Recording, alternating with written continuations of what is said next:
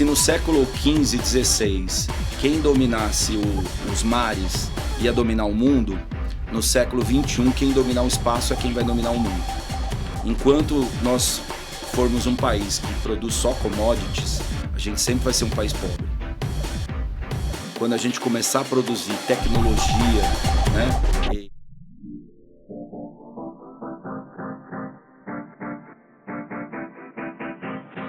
Olá, SegChic, tudo bem com você? Sejam todos muito bem-vindos à 4ª temporada do PodChic. Este vídeo podcast que tem por objetivo trazer convidados sempre muito especiais, com assuntos muito diferenciados, para te tornar e me tornar uma pessoa melhor. E assim construirmos um entorno melhor e dessa forma co-criarmos um mundo melhor. Porque ser chique e elegante é sobre isso, é sobre criarmos um mundo melhor para a gente mesmo viver neste mundo. Se você não me conhece ainda, deixa eu me apresentar. Eu sou Anderson Delfino, eu estou toda terça, toda quinta, sempre às 18 horas com um conteúdo inédito neste que é o canal mais chique e mais elegante de todo o YouTube. Você também pode me seguir lá nas minhas redes sociais. Por lá eu sempre posto conteúdos diferentes do que eu posto aqui no canal e a gente pode ter uma interação um pouco maior. Nessa 4ª temporada, a gente está contando com a ajuda do meu co-host, o nosso doutor, advogado de família, doutor Renato Menezelo. Mais uma vez, seja bem-vindo a mais este episódio. Obrigado pelo convite. O Dr. Renato, vocês estão vendo os contatos e as redes sociais dele aí embaixo. Ele já gravou com a gente um episódio na temporada passada, junto com o sócio dele, o Dr. Marco Antônio Basques, e eles vieram falar, então, da especialidade deles, direito de família. Se você não assistiu a esse episódio ou a qualquer outro das temporadas anteriores, eles estão disponíveis no canal para você. E para não perder mais conteúdo nenhum aqui do canal, o que eles precisam fazer, doutor? Precisa primeiro se inscrever, depois curtir, compartilhar e ativar o sininho para ser avisado sempre do conteúdo novo. É isso, o momento é agora. Se inscreva aqui no canal, ativa o sininho, clica aí na opção todas, que é para você receber um aviso toda vez que a gente postar conteúdo novo por aqui. Já dá aquele joinha aí pra gente, porque vocês deixam para dar no final do vídeo e se esquecem, tá bom? A gente também já tem o botão do Seja Membro, clicando lá você se torna um membro SegChic Premium aqui do canal, com vantagens exclusivas, além de estar nos apoiando a continuar produzindo conteúdos de qualidade e inteiramente gratuitos para você, como este daqui. Bom, recados dados, vamos lá, vamos apresentar o nosso convidado de hoje. Vamos. Ele é professor na educação básica e superior há 34 anos. Ele é graduado em física nuclear. Vai vendo isso. Licenciado em Física e Pedagogia pela PUC São Paulo. E defendeu a tese sobre uma proposta de ensino de astronomia para o ensino médio, que rendeu o ingresso no Ministério da Educação e Cultura para a formação de professores de física em todo o Brasil. Pós-graduado em Tecnologias Educacionais pela San Jose Institute of Technology da Califórnia. E pós-graduado pelo IAG em Ensino de Astronomia. Atualmente cursando o uso da inteligência artificial na educação. E é autor de um livro de introdução à astronáutica, que é a bibliografia da Olimpíada Brasileira de Astronomia. Nós estamos falando do Marcelo Barão. Seja muito bem-vindo ao nosso PodChic, viu? Anderson, obrigado, Renato. Prazer estar aqui com vocês. Que bom, que bom. Obrigado por você abrir aí na tua agenda um espaço para a gente. Eu queria que você, como a gente sempre faz aqui, já é tradição do canal, do nosso PodChic, se apresentasse para os nossos SegChics, contasse um pouquinho como é que você decidiu estudar física, como é que você decidiu se tornar um professor de física e depois por que foi estudar a astronomia. Conta pra gente aí um pouquinho dessa trajetória até chegar este momento de ser um professor de física, de astronomia. Enquanto isso, vou preparar aqui uma bebidinha pra gente bater papo. O que eu posso te servir? Eu tenho refrigerante, café, vinho? Cafezinho. Café, sempre Doutor bom. Renato, um café com adoçante. Café com adoçante, por gentileza. Quem não está entendendo a brincadeira, assiste os episódios do começo da temporada, que aí vocês vão entender. Mas vamos lá, apresente-se, por favor, Marcelo. Tá legal. Bom, eu sou professor de física há 34 anos, né? Você tinha apresentado aí anteriormente. Eu acho que assim, a pergunta que você falou, de onde, né, que eu tirei essa inspiração, né, para fazer física, que é um curso bastante incomum, né? Eu acho que talvez pela dificuldade de cursar, né, a universidade, mas eu acho que foi de um passado bastante remoto, quando era criança. Eu não sei se vocês se lembram de uma série que passava na Globo, chamava Cosmos, do Carl Sagan. Eu lembro do Carl Sagan. Então, assim, eu era criança e eu assistia de sábado de manhã com meu pai. Eu assistia os episódios, eu não entendia nada, mas era hipnotizante aquilo, não era? Era. A ciência, eu acho que ela é hipnotizante para todo mundo, né? Todo mundo, quando vê uma notícia de astronomia, de tecnologia, todo mundo fica fascinado, né? E eu sabia que algum dia eu ia entender sobre aquilo. E acho que aquela ideia de estudar ciência, né? De uma forma geral, eu não sabia exatamente se seria biologia, física, química, mas eu sabia que era alguma coisa científica. E aí, quando eu li o livro do Cosmos, do Carl Sagan, eu já era adolescente.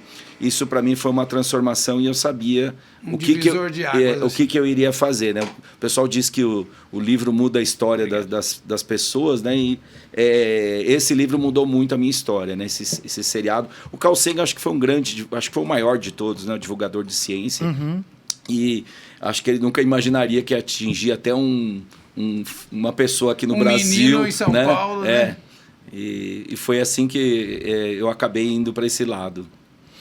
Bom, vamos fazer a primeira pergunta de todas, que eu acho que é a que todo mundo gostaria de fazer, que é: por que a física é uma disciplina tão temida nas escolas pelos alunos? Por que tanta gente rejeita a física? Já que ela está presente em absolutamente tudo, né? No dia a dia, em tudo, né? Mas por que a física é tão temida? Às vezes eu acho até mais do que a matemática, do que português.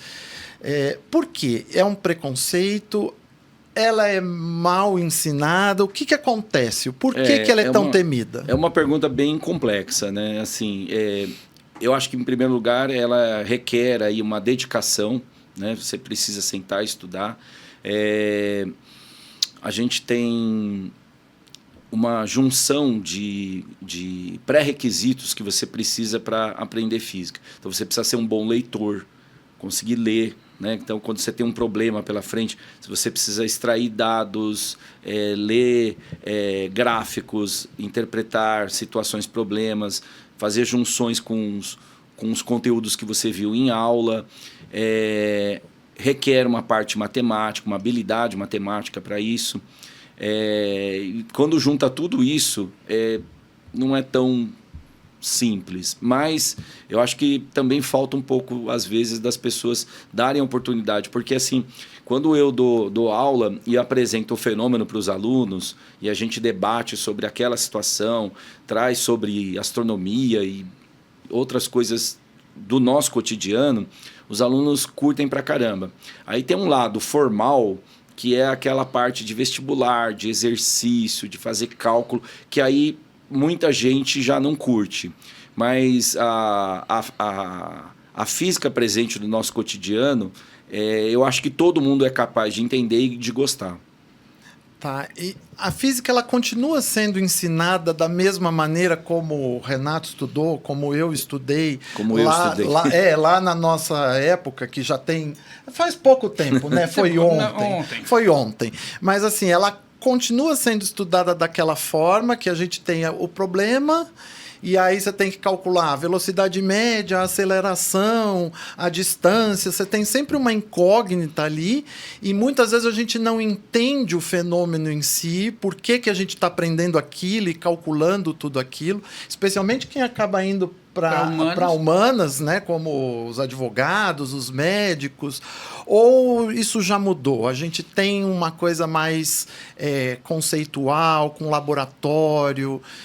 Como é que está o ensino da física hoje? Eu acho que existe um abismo muito grande entre as escolas públicas e as escolas privadas, né? Tá. Eu trabalho em escolas que permitem o laboratório, tem incentivo, tem uma aula na grade de laboratório, é uma aula obrigatória, então toda semana o aluno faz o experimento sobre aquilo que a gente está estudando. E a abordagem nas aulas, a aula é sempre dialogada. Então, você abre a aula, eu demoro muito tempo para chegar nessa parte de calcular do exercício. Isso é o encerramento do processo. Então, tem uma parte muito anterior, que é a parte que vai ficar para todos nós pro resto da vida. De você entender sobre a corrente da sua casa, a corrente elétrica, a tensão, que são coisas que todo mundo precisa saber, né? Isso, a formação científica, ela é muito deficitária, não vou dizer no Brasil, vou dizer no mundo, né? Nós vivemos uma geração de pessoas extremamente dependentes de tecnologia, mas que são analfabetas cientificamente.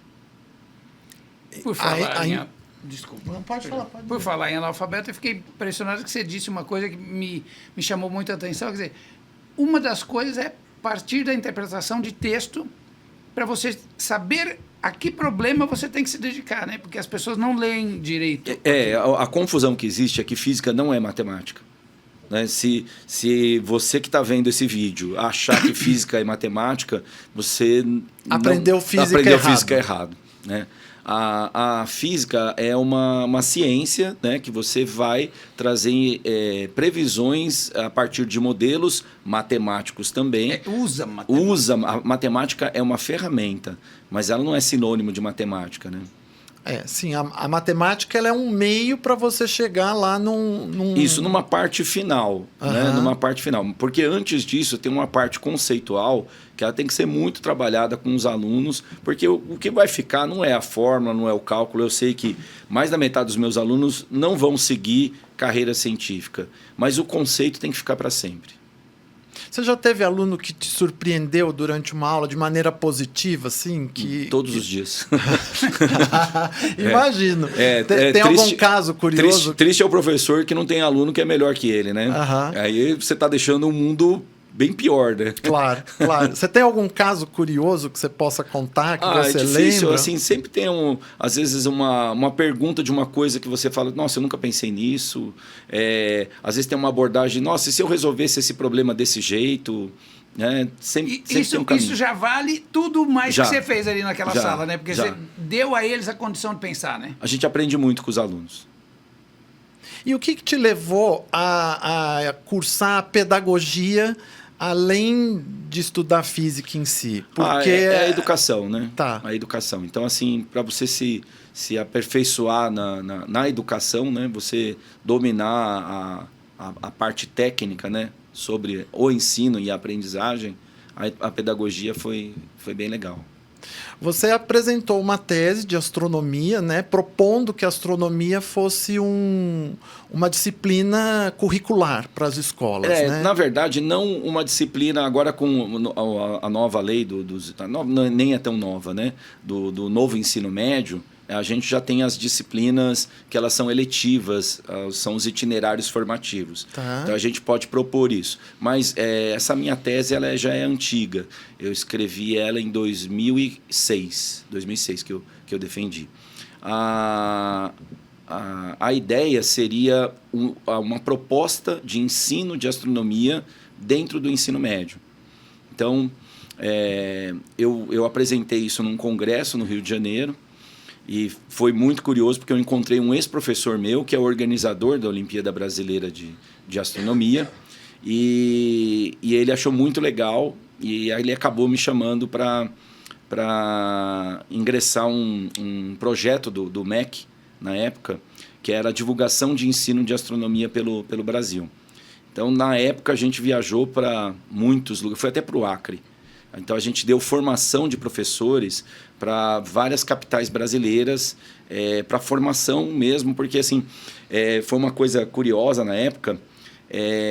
Eu não sabia que a astronomia no site do governo era o segundo item mais procurado por alunos e professores. O primeiro era bullying.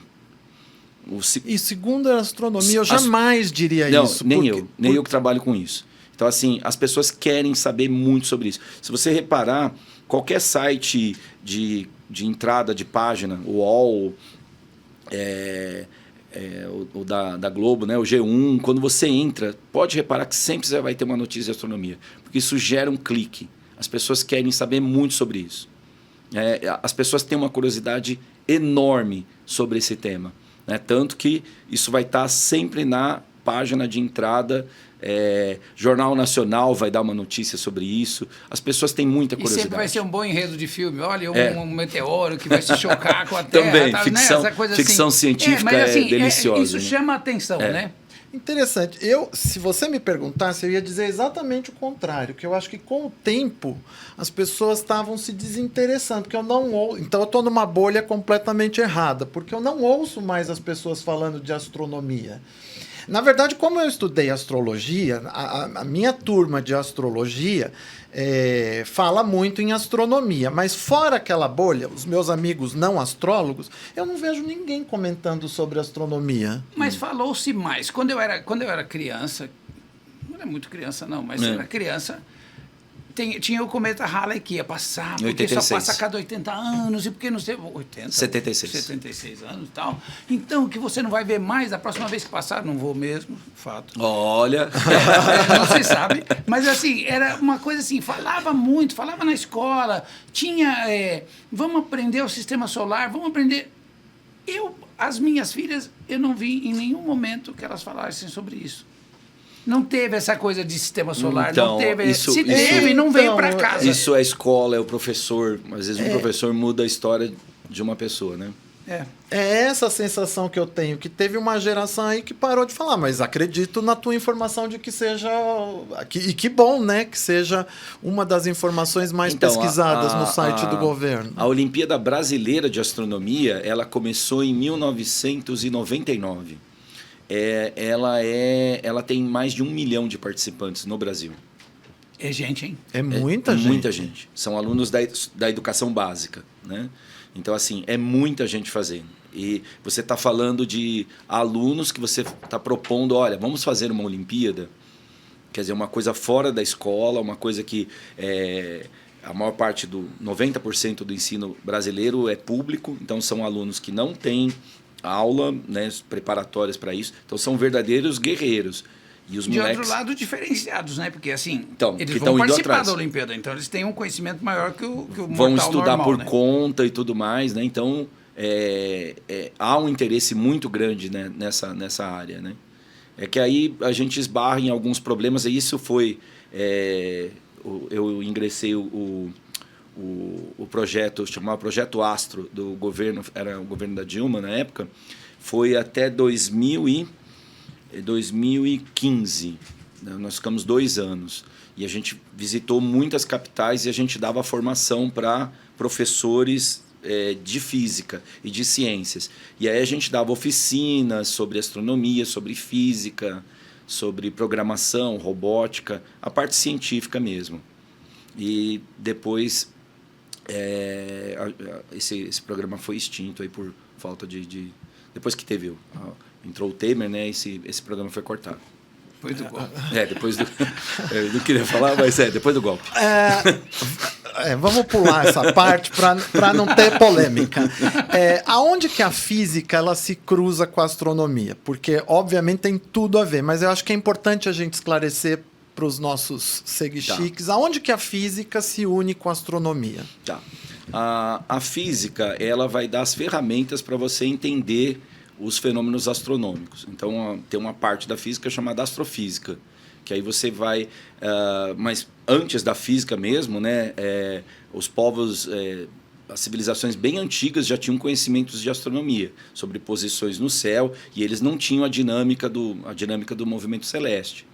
Então, a física ela fundamentou isso, né, conseguir ter a previsão matemática sobre esses modelos, e também a gente consegue juntar na parte, sei lá, de nucleossíntese de hidrogênio para formar hélio, nascimento, surgimento de estrelas junto com a química.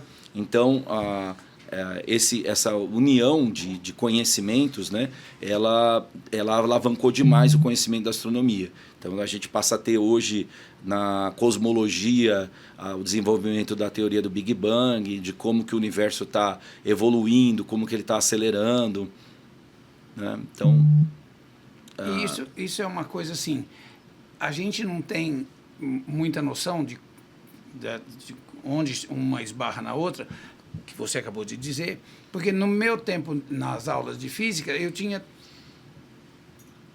muito, eu acho até, eu tinha 4 aulas de física, 3 de física e uma de termologia.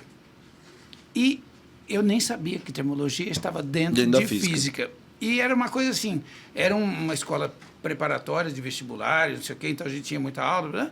Mas era assim, muitas coisas que você nem imagina que é física, né? Termologia... A parte da física térmica que isso é humano, né? A gente divide para conhecer. Então a gente divide as coisas e a gente coloca em caixinhas. Então, assim, eu chamo de física térmica, termodinâmica, né? Eletricidade, mecânica, magnetismo. A eletricidade, ótica, ondulatória. Isso é uma divisão humana, porque a gente divide para conhecer, né? Divide para conquistar, né? Divide para conquistar, para conhecer também. Divide para conhecer também. Tá. E indo um pouco mais para o lado da física quântica agora e do ponto de vista aí do universo. O que você conta para a gente e como se diferencia buraco negro, buraco de minhoca, matéria escura? Define um pouco essas coisas para a gente, que eu acho que tem tudo a ver aí com a física, com a astronomia. Fala um pouquinho disso para a gente, que eu acho que é curiosidade sempre geral e tema de discussão. A física quântica, então vamos começar por aí. Tá? A física quântica é uma parte da física que eu acho que ela tem hoje uma roupagem muito perigosa, né? Até para você chamar a atenção de todos os seus ouvintes, porque tem muita picaretagem sobre isso, né? Então, assim, esses tratamentos quânticos... a física quântica é a física do universo do muito pequeno. Quando a gente vai para o mundo do muito pequenininho, né, a física convencional, chamada física clássica, ela tem previsões que elas não funcionam. Mas isso é uma limitação do nosso conhecimento. Então, assim, a gente criou uma nova física, que a gente chama de física quântica, que ela vai para esse universo do muito pequenininho. Né? Da partícula muito pequena. Isso. Da partícula quântica. Quando você vai lá para dentro do átomo, né? Então você começa a ter modelos que as explicações clássicas elas não funcionam. A física clássica ela vai até 1900. Tá. De 1900 para frente, a gente tem alguns fenômenos que a gente não consegue mais descrever com aquela física que a gente tinha. Então, só que isso é muito peculiar, é muito particular. Essa física. E aí tem algumas pessoas que elas pegam esses conceitos e elas fazem um recorte dele e colocam ele em situações no mundo clássico, do mundo do nosso cotidiano, que isso não tem nenhum cabimento, né? Então, isso para vender tratamento, e o que é muito perigoso é quando você começa a excluir uma pessoa de um tratamento. Sei lá, a pessoa está com câncer, e aí ela vai, ao invés dela fazer uma radioterapia, uma quimioterapia que ela tem uma enorme chance de se curar, ela vai fazer um tratamento quântico que vai excluir dela essa possibilidade. Né? E que cujo resultado é duvidoso. De física quântica não tem absolutamente nada. Física quântica é a parte da física que você estava falando, assim, ela não faz o menor sentido. Tá? Então, assim, é muito cálculo, é muita conta. Então, às vezes eu vejo gente que não sabe calcular uma velocidade média e o cara quer falar de física quântica, que é uma coisa extremamente complexa, super difícil. Né? Eu não me sinto nem habilitado para entrar em assuntos muito específicos da física quântica, porque não é a minha especialidade. Né? Porque... eu estou entendendo aonde você está querendo chegar. A gente vê muito tratamento aí meio místico, né, sem muita fundamentação científica Isso. pela medicina, pela biologia, e aí a explicação vem da física quântica. E aí as pessoas jogam ali meia dúzia de conceitos, que a gente também não tem esses conceitos, e aí você acaba comendo meio que enrolado, vamos dizer assim. Quer ver? Eu vou contar até uma historinha rápida. Vocês lembram de uma... na física quântica, você associa partículas, né, que são matéria, você associa ela a ondas e a probabilidades. Então, beleza, isso dá certo quando você vai no mundo do muito pequeno. Aí tem uma onda associada à partícula. O que uns caras muito espertos para ganhar dinheiro fizeram? Vocês lembram de uma pulseirinha chamada Power Balance? Lembro que baixava a pressão arterial. Prometia, né? Prometia, tirava dores, então, mas se você procurar, reumatismo e se tal. você procurar as propagandas dela, eram as pulseirinhas de plástico. Elas custavam mais de R$150 na época. Quando saiu, não saiu só no Brasil, saiu no mundo inteiro. Essas pulseiras, se você dar uma procurada na internet, você vai encontrar o Cristiano Ronaldo usando, o Neymar usando, o Federer usando, quer dizer, esportistas de muito sucesso. E aí, no site da pulseira, ele colocava que se você tinha uma... daí ele fala, existe uma partícula associada a uma onda. Ok, isso é verdade. Então, existe uma onda associada às partículas do seu corpo. Que se elas entrarem em ressonância, então eu já jogo num científico enganoso, né? Que se entrar em ressonância com as partículas do seu corpo, isso vai te deixar equilibrado e você, quando jogar futebol, tênis, qualquer esporte, andar de skate, você não vai cair. E eu levava isso até para aula, abria os comentários das pessoas que compraram e tinha o placebo funciona, né? Funciona. Sim, o placebo funciona. placebo. Quando você lia os comentários, dando depoimento, né? Então, cara, eu não acredito que tem gente que compra um pedaço de plástico e coloca, pagando R$150 e acredita que ela não vai cair do skate porque tem a física quântica envolvida ali. Então, essa picaretagem quântica, quando... tudo bem, é um golpe, o Ministério Público fechou isso. O Neymar nunca usou essa pulseira. Com ele não funcionou, pelo menos. Foi aí que o Ministério Público resolveu. Pode procurar que você vai ver a foto do Neymar com a pulseira. O pessoal fechou, isso foi proibido a venda no mundo inteiro, porque isso é um estelionato. Né? Tá. Estelionato? Um estelionato. Né? O pessoal se usa de um conceito, joga ali, né? Porque o analfabetismo científico ele é muito grande. Muito grande. Então você joga coisas, as pessoas elas têm uma necessidade de acreditar, principalmente porque essas coisas são fáceis de acreditar. Uhum. Né? Não, e as pessoas têm um orgulho da sua ignorância, que é uma coisa impressionante. Né? Então, assim, o fato de você me dizer que essa pulseira deixa você... Aquilo virou lei a partir dali. E ali você não tira mais aquilo do cara, né? Não. Bom, já que a gente está derrubando mitos aqui, então, eu queria falar um pouquinho sobre os buracos negros, que foi da onde a gente partiu, né? Tá. Que a física quântica fala um pouco sobre isso, para a gente chegar lá nos universos paralelos depois, que é o outro assunto que todo mundo gosta de falar. Então, fala um pouquinho para a gente e diferenciar o que é buraco negro, matéria negra e buraco de minhoca. Tá. Então vamos lá. As estrelas, elas nascem, evoluem e morrem. Tá? Aí dependendo da massa dela, cada estrela vai morrer de uma forma diferente. Uma estrela muito massiva, assim, vamos contar a partir de 8 vezes a massa do Sol.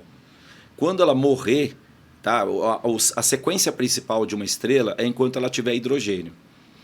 O tempo, por exemplo, o Sol é uma estrela pequena. Então o Sol ele tem combustível para queimar hidrogênio, né? A gravidade de uma estrela é tão grande, se ficar muito complexo, vocês interrompem. A gente fala. Então vamos lá. A estrela tem tanta massa que a gravidade dela, quando ela puxa hidrogênio, esse hidrogênio funde para formar hélio. Quando tiver hidrogênio, essa estrela tem combustível. Então, no caso do Sol, o Sol já passou 5 bilhões de anos. ele tem combustível para mais outros 5 bilhões. O nosso Sol, nosso Sol. do sistema solar. Isso. Tá. Então, uma estrela que tem uma massa muito maior, mais de 8 vezes a massa do Sol, ela tem uma gravidade maior. Então, ela vai acabar esse combustível mais rapidamente. E aí, ela vai ter uma evolução na morte dela. O colapso gravitacional dela é tão grande que nem a luz que vai gerar a partir desse momento consegue escapar dela.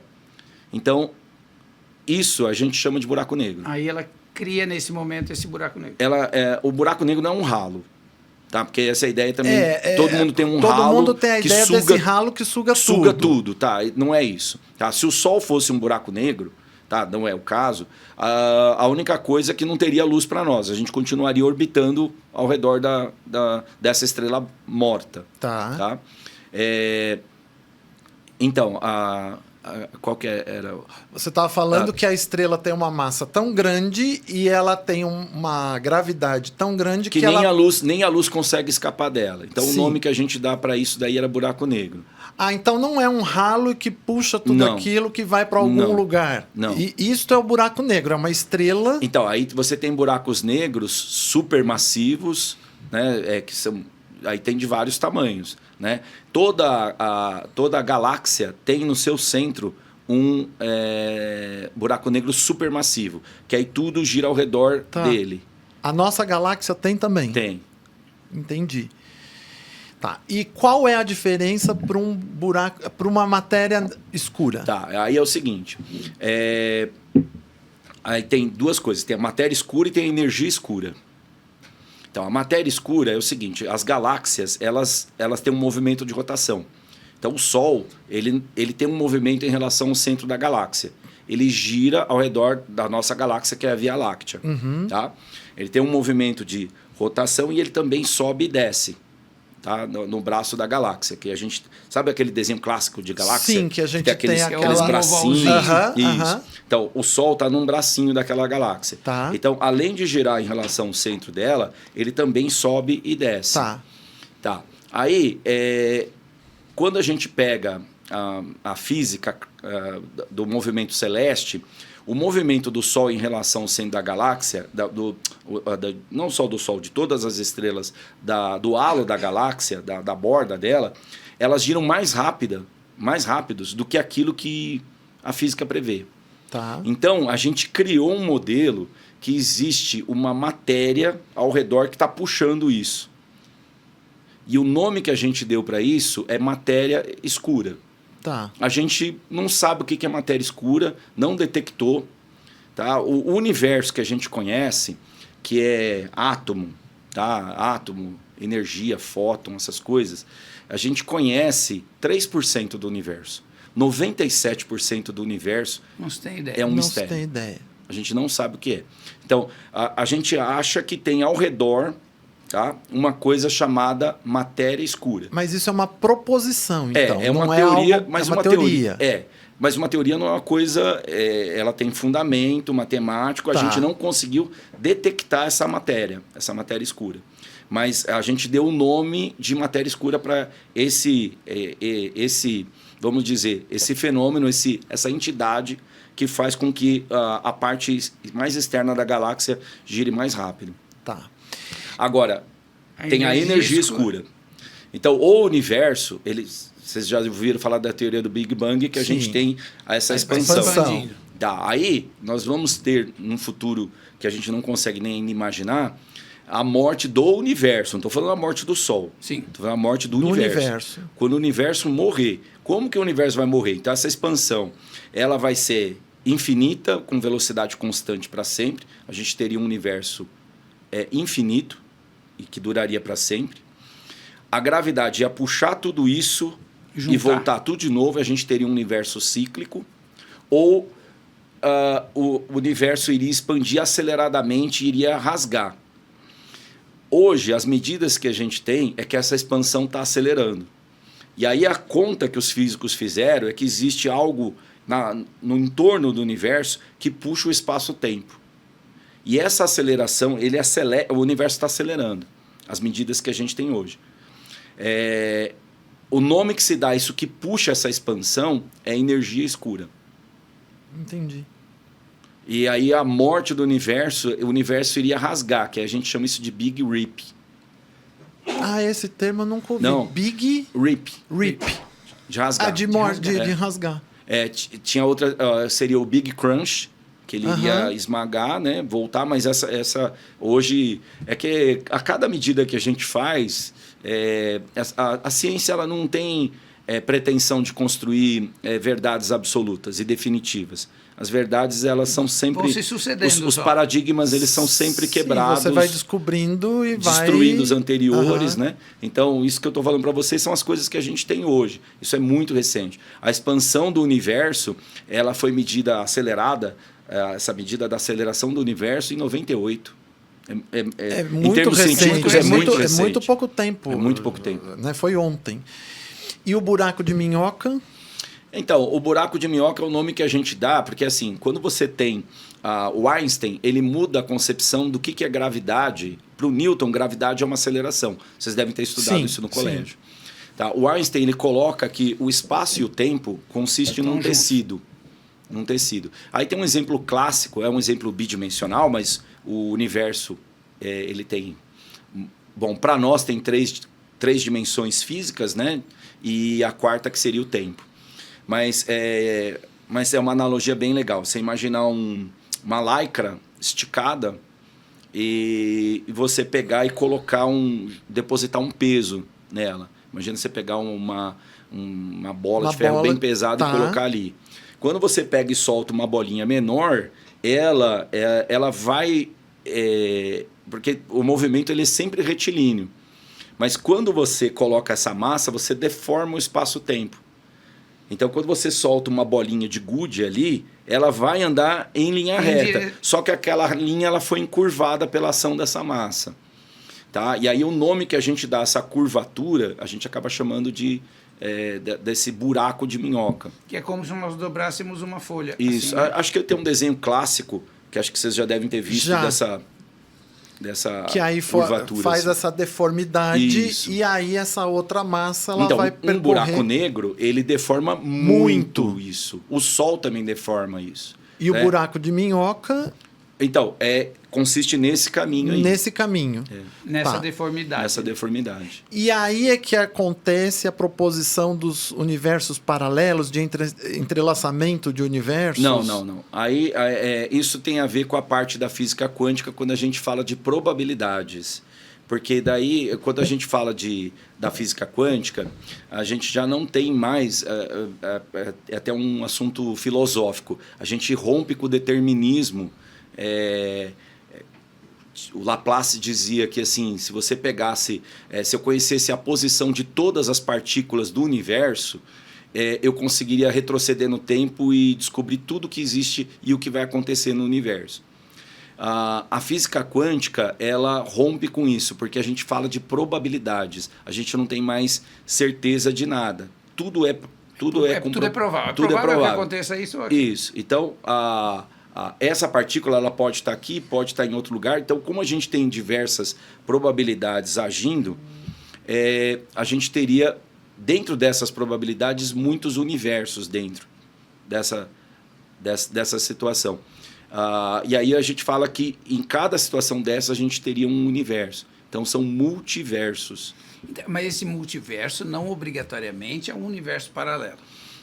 Então, aí... Porque, por exemplo, não precisa morar um Marcelo, um Anderson e um Renato lá. Não, tem outras pessoas que moram lá. Não, é que aí tem... são teorias que a gente cria e que fica... Eu adoro ficção científica, né? E aí você cria histórias com vários... Tem uma série da época que eu assisti, chama Matéria Escura, né? Que é um professor de física e ele vive em diversas realidades.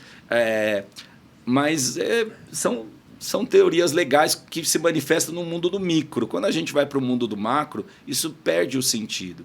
Mas o que é legal é a gente brincar com a ciência. Mesmo que sejam situações que sejam fantasiosas, quando você traz isso para as pessoas refletirem a respeito, eu acho que já tem um propósito, né? Já tem um objetivo que foi atingido. É essa sensação que você está descrevendo que te motiva a continuar dando aula mesmo depois de 3 décadas? É essa sensação de trazer as pessoas à discussão, ao pensar, é isso que te motiva? A convivência com o aluno, para mim, é a melhor parte da educação. Tá presente, ter convívio com o jovem é uma coisa que me fascina. Eu adoro estar no meio do jovem, mostrar a ciência para eles, mostrar que isso é uma coisa que está presente no cotidiano e que pode mudar a vida de todo mundo, né? A gente tem na escola muitos trabalhos com tecnologia, que os alunos produzem artefatos a gente participa de diversas feiras de ciência. Então, assim, quer ver? Eu tive um trabalho que foi premiado, que foi um grupo de alunos que usou... eles desenvolveram um óculos para cego. Então, óculos para cego, você fala, não, o cego continuou sem enxergar. O deficiente visual, a maior parte dos acidentes deles acontece na parte da cabeça, na parte de cima. Porque aqui embaixo, com a bengala, ele vai tateando e ele consegue desviar dos obstáculos. E a gente... Na escola, existem feiras de ciência pelo Brasil e a gente escreve os alunos, eles têm que desenvolver um projeto. E aí eu sou orientador desses trabalhos, né? E aí os alunos desenvolveram um óculos que ele tinha um sensor de proximidade. Então, ele emite um ultrassônico, né, um sinal ultrassônico, ele bate e volta. Então, dependendo do tempo entre ida e volta, ele não aciona nada. Mas se tem um obstáculo próximo, o óculos vibra. Então, o deficiente já sabe que tem um obstáculo ali. Esse trabalho foi um trabalho premiado e eu soube que os 3 alunos depois seguiram, eles fizeram universidade, os 3 fizeram engenharia. Então, isso é uma coisa que assim, eu tenho muito orgulho porque... eu trouxe a ciência por ser professor deles, eles abraçaram um projeto e foram adiante, e eu soube que depois os 3 fizeram engenharia e foram para essa área de produção de tecnologia. Que né? é uma coisa muito legal, né? Muito legal. Que melhora muito a vida das pessoas, Isso. né? Deve ser gratificante você ter uma pessoa ali que num momento é aluno e depois vai para uma área tão importante como a de tecnologia. Deve ser muito gratificante você ter contribuído para aquela formação, né? Não, e eu estou falando de garotos de 16, 17 anos que estão produzindo... o ano passado eu tive um trabalho de garotos que fizeram tijolos com coco que era descartado do Parque Vila Lobos. Então, a ideia depois é munir a comunidade para conseguir produzir uma olaria com um objeto de descarte. E a gente fez os testes dos tijolos, e os tijolos eles tinham a mesma resistência que os tijolos convencionais. Tá. Muito legal isso. É muito legal você ver o desenvolvimento do ser humano. E também né? porque você é um professor generoso. Porque você disse, olha, eu gosto muito do convívio com os alunos e eu fico feliz porque quando eles fazem uma pergunta, eu digo, não tinha pensado nisso.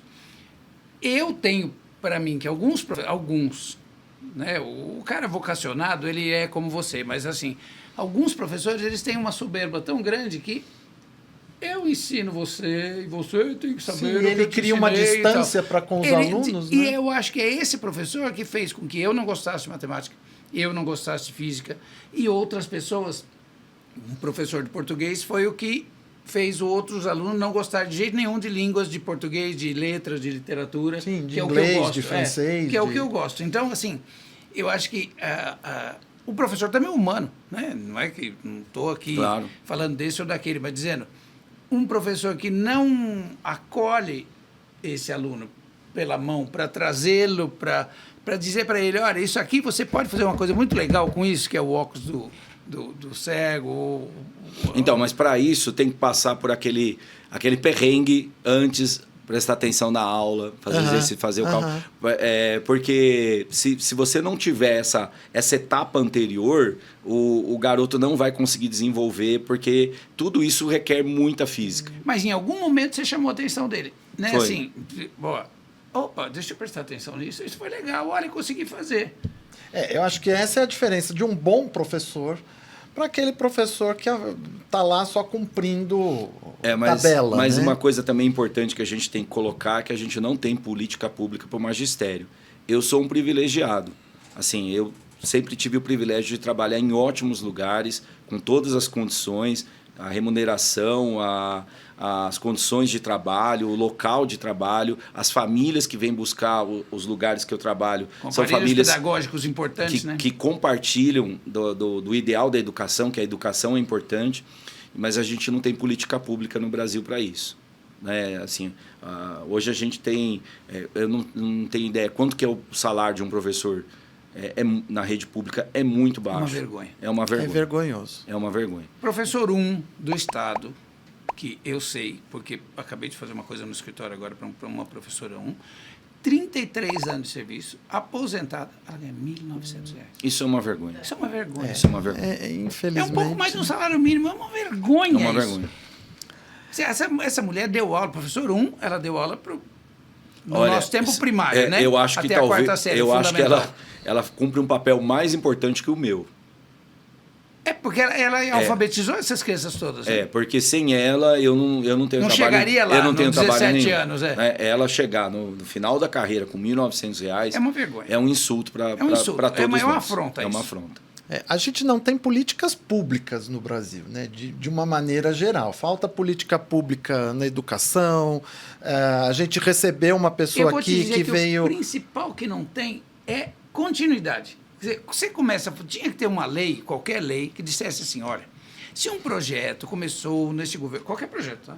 Sim, qualquer um. De direita, de esquerda, de meio, do Não, que seja. De qualquer que fosse o governo. Você né? não pode interromper isso pelos próximos 20 anos, porque isso é um plano legado, Brasil. é um legado. Plano Brasil. Não é um plano do partido tal, do político tal ou disso tal. A Passa educação... 4 anos, o cara vai embora, muda tudo, Já. joga tudo fora. Não, começa a outra vez. a educação superior, ela ainda resiste. Ela ainda resiste e a nossa educação pública superior, ela é referência no mundo. No mundo. No mundo. A USP, ela está entre as 100 melhores universidades do mundo. Isso é um motivo de muito orgulho para o brasileiro. O brasileiro deveria ter muito orgulho da educação superior. O problema é quando a gente vai descendo. Quando você vai para o ensino médio, o ensino fundamental, aí fica uma vergonha. A gente recebe aqui pessoas de diferentes nichos, né? Porque eu procuro sempre diversificar muito os assuntos. E todo mundo chega um momento que fala, mas não tem política pública para isso. Qualquer que seja o nicho. Então, assim, a gente está muito abandonado, e especialmente na educação, que é um dos pilares da formação e identidade de uma nação e de uma população, a gente está realmente muito abandonado. O Paulo Freire já dizia, a única forma da gente mudar a vida de uma pessoa é através da educação. Eu já acho que há um projeto público, um projeto de elite, de deixar sempre os seus filhos da elite numa escola particular e vão chegar nessa universidade boa que é pública.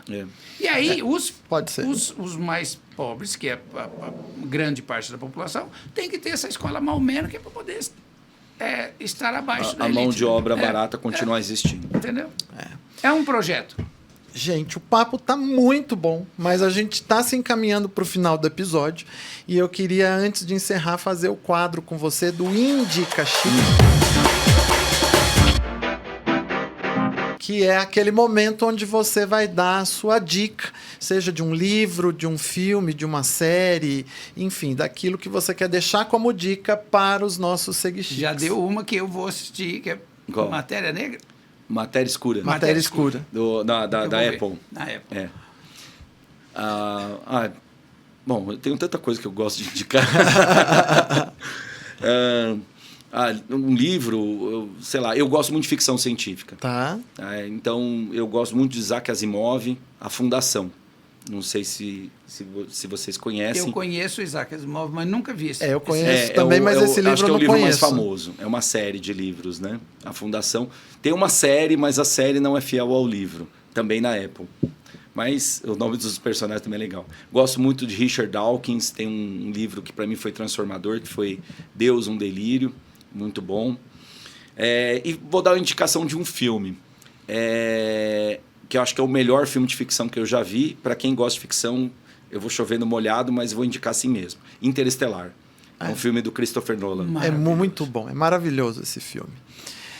A gente foi aqui na nossa conversa lá no extremo da galáxia e a gente voltou aqui nos problemas cotidianos, nas faltas de políticas. Existe uma distância e uma diferenciação de tamanho aí, né? Eu queria que você falasse um pouco para a gente, ainda aqui para encerrar o episódio, dessa falta de consciência que muitas vezes a gente tem da nossa pequenez dentro do universo. Porque a gente é muito pequenininho, né? Queria que você falasse um pouquinho sobre isso, sobre... às vezes o ser humano ele se acha tão grandioso e, na verdade, a gente é tão pequeno, é tão nada perto do universo. Queria que você falasse um pouco sobre isso. Tá. Eu acho que você trouxe até algumas imagens. Eu trouxe umas imagens. Vamos colocar as imagens para ele aqui, Renan, por favor? Tá, pode ir para a segunda. Aqui vocês estão vendo aqui uma comparação. Isso é uma. Acho que o grande problema quando a gente estuda sistema solar é a gente entender as escalas. Eu faço até uma oficina com garotos de fundamental para a gente ter essa compreensão. Você está vendo a Terra, né? Aí é Plutão, mas nem era mais, não é mais planeta, né? Desde 2006. Vocês estão vendo os planetas rochosos numa escala, quer dizer, se a Terra fosse uma bola desse tamanho, qual seria o tamanho dos outros planetas? Sim, uma escala de proporção, né? Isso. Agora, se você clicar, pode para o próximo. Agora, dá uma olhadinha a Terra comparada com Júpiter. Aí vocês estão vendo os gigantes, os planetas gasosos. Sim, porque a hora que a gente a compara com Júpiter, a Terra já ficou bem pequenininha, bem né? pequenininha. Plutão, então, ficou minúsculo. Já sumiu, ali, isso. Sumiu. Agora vamos comparar com o Sol. Olha. Gente, a Terra já ficou minúscula, né? E quando eu era criança, meu pai dizia... Meu pai era um homem que não tinha internet naquela época, mas nós tínhamos o Lelo Universal. Tudo que perguntava meu pai, ele ia olhar no Lelo. E aí, ele dizia assim, o Sol é uma estrela de quinta grandeza. Isso é que eu lembro de quando a gente aprende isso. O Sol era uma aprendi estrela de na quinta escola. grandeza. Deve ser muito mais. Você falou uma estrela que tem massa 8 vezes maior que o Sol. Isso tem a ver com a luminosidade que ele produz numa escala logarítmica que eu não sei por que se obriga a criança, alguém a estudar isso. É porque eu estudei isso na então, escola. Mas eu sempre isso, soube. O Sol mas é uma tem estrela tanta de quinta grandeza. Então, mas eu acho que pouco provável que vocês tenham visto uma escala dessa. Não isso tinha. É muito mais significativo do que decorar que o Sol é uma estrela de quinta grandeza. Mas quando eu falo uma quinta grandeza, você diz, olha, então tem só 4 na frente dele, maior que ele. Então ele é enorme mesmo. Mas não é fato isso. Não. É de quinta grandeza, mas isso tem a ver com uma escala que é proporcional à distância. Não convém, é matemática para isso. Tá? É uma classificação que alguém colocou num livro didático e ficou se reproduzindo isso.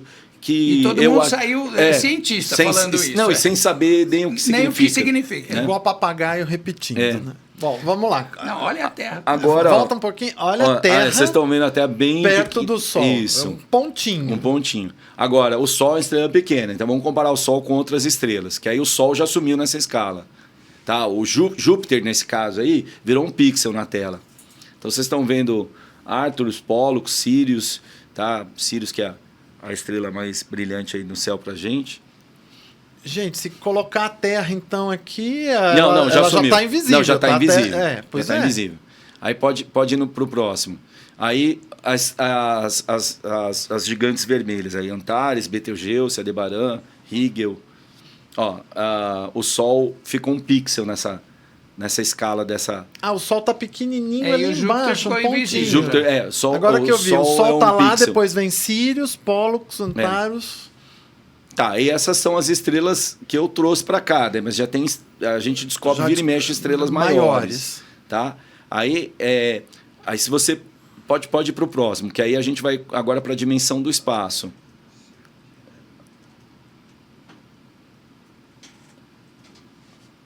Não? Não? Então... tá. Não, beleza. Vai cortar. Aqui? Tá. Então eu volto daqui para falar. Então, mas eu acho que só vieram essas. Eu tinha separado outras. Mas tudo bem. Mas você pode comentar, Tá. me manda depois que na edição ele coloca. Não vai Tá. entrar no telão se você souber as imagens eu de falo, cabeça. eu vou falar em cima disso. Tá. Tá? Então ir? pode ir. Então, se a gente está olhando as estrelas, imagina então o espaço em que essas estrelas estão, o lugar que elas estão. Então, tinha uma frase do Pascal, né, o filósofo, que a imensidão dos espaços infinitos, ela aterroriza a gente. A gente fica... a gente morre de medo, né? Porque isso Eu sou agoráfobo. Então, eu, por exemplo, eu sou o objeto do Pascal. Porque essa coisa assim, enorme, então, vazia, me incomoda então, profundamente. agora, se a gente pegar e colocar na escala isso daqui, e aonde que isso daqui está no universo e o tamanho do universo, tá? Aí é incompreensível na nossa escala, na nossa compreensão. Eu costumo dizer para os meus alunos que a gente só entende de 1 a 10. A gente não entende mais que 10. A gente sabe que 1 milhão é mais que 100 mil, mas a gente não tem ideia Não tem isso. a percepção Nosso do quanto cérebro é 1 não milhão. foi feito para compreender isso. Então, quando você começa a colocar qual que é o tamanho do universo, onde isso tudo está, eu acho que às vezes pode ser aterrorizante. Não, isso tudo foi para dizer quão pequenos nós somos. Então, o cérebro nem consegue medir coisa grande. É verdade, mas eu gosto de terminar com uma coisa diferente. Porque tudo isso daqui é hidrogênio e hélio e outros elementos químicos. Mas, assim como os elementos químicos da roupa que eu estou usando, do ouro que está na sua aliança, que são elementos químicos raros, porque tem pouco. E eu gosto de valorizar demais, porque atrás da sua aliança de ouro tem o seu DNA. E ele é único no universo. Então, isso torna você uma pessoa muito especial, que não vai ter 2 pessoas iguais a você. Então, a sua contribuição para o universo, ela é única. Ninguém mais vai poder fazer essa contribuição. Então, se a gente leva para o lado que existe do muito pequeno, que a gente é muito pequeno, a gente, ao mesmo tempo, a gente é muito especial. Porque não vai ter 2 Anderson nem 2 Renatos. Porque a gente é único. Isso é muito legal Isso pensar. olha, assim. arrasou. Para fechar, com chave de arrasou. ouro, né? Eu tenho que te pedir o seu toque chique, que é o nosso quadro aqui, aonde você tem que deixar o teu pensamento, a tua frase de efeito, a tua mensagem. Eu acho que mais do que isso nem seria necessário, mas vou te pedir, né? Porque esse teu pensamento arrasou aqui, né? Arrasou. Mas, de qualquer forma, vou te pedir esse pensamento, essa frase, para você deixar... Eu gosto de uma frase que eu carrego ela para todos os momentos da minha vida, que é de um poeta austríaco, que é o Rainer Maria Rilke. Ele disse, deixa eu ver se eu consigo lembrar com as palavras, deixe tudo acontecer a você, da beleza ao horror. Apenas siga em frente. Nenhum sentimento ele é definitivo. Repete pra gente. Deixa acontecer. Deixe tudo acontecer a você. Da beleza ao horror. Apenas siga em frente. Nenhum sentimento é definitivo. Olha, e não é mesmo, né? Não, nenhum não é. sentimento. Não é. Você tem um livro que você escreveu. Fala pra gente um pouquinho do seu livro. Tá. Eu escrevi esse livro na pandemia. Eu tive um problema seríssimo. Eu não conseguia dormir na pandemia. Foi um momento horrível, acho que para todos nós. A gente recebia aquelas notícias das pessoas morrendo. E eu consegui criar um mecanismo para conseguir me manter ativo durante a pandemia. Eu escrevi esse livro em 6 meses. Tá? É um livro sobre engenharia de foguetes. Ele chama Introdução à Astronáutica. Eu escrevi, editei, fiz todas as imagens. E eu acabei divulgando ele para a Sociedade Brasileira de Astronomia da organização da Olimpíada. E ele acabou sendo indicado como referência bibliográfica da Olimpíada. Eu trouxe aqui um exemplar, tem uma dedicatória. Opa, muito obrigado. É um orgulho enorme ele ter sido indicado. Sim, né? Ele agora está em todo o Brasil. Eu estou muito feliz com o livro, com a obra, com tudo.